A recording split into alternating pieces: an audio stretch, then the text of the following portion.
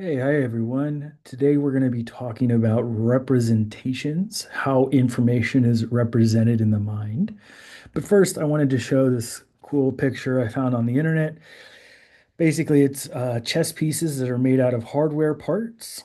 And of course, if you watched the first wave of cognitive science lecture series, then you'll know that this is perfectly normal to do because chess is a formal system. So as long as you know what rules apply to each token, then you can do this, right?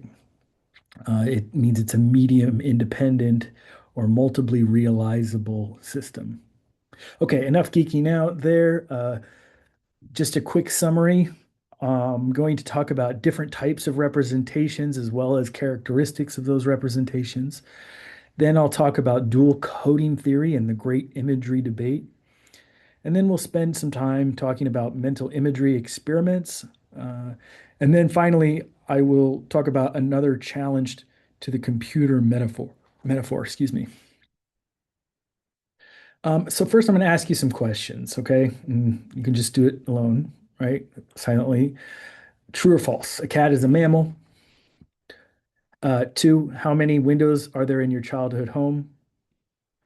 Three, how is the furniture arranged in your bedroom? Four, is the green of grass lighter or darker than the green of a pine tree? So, how did you answer each of these questions? Well, my guess is that you probably did not need to visualize what a cat looks like in order to answer whether a cat is a mammal, right? However, for the last three questions were probably difficult to answer without using mental imagery. And this shows how information is represented greatly affects how useful it can be. Right. So the fact that you need to represent the color of what was it, grass, and as well as how your furniture is arranged in your house versus how many windows are in your childhood home. You can't probably represent that in a propositional or symbolic fashion.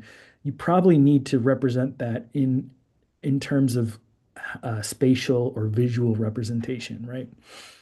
And so that's going to help you answer those questions more than if it were if those that information was stored propositionally. And we'll talk more about this. So don't worry if it's not clicking yet. And so one type of representation that we use all the time is the Arabic numeral system. So there's the Roman numeral system. There's all types of numeral systems. We use the Arabic numeral system, right? And there's a standard US algorithm that is used. I'm not going to go over it. Well, I'll go over it in terms of the steps here, right? So if you wanted to add 53 plus 24 plus 75, right? You line them all up vertically, then you add the ones column, right? So 3 plus 4 plus 5, that's 12. So you put 2 here and then you carry the 1. 1 plus 5 is 6. 6 plus 2 is 8.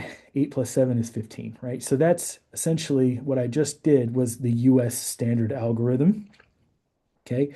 And the important thing is we could have done this with many different kinds of representations, right? We used the Arabic numeral system, but we could have used binary base 2. We could have used hexadecimal base 16.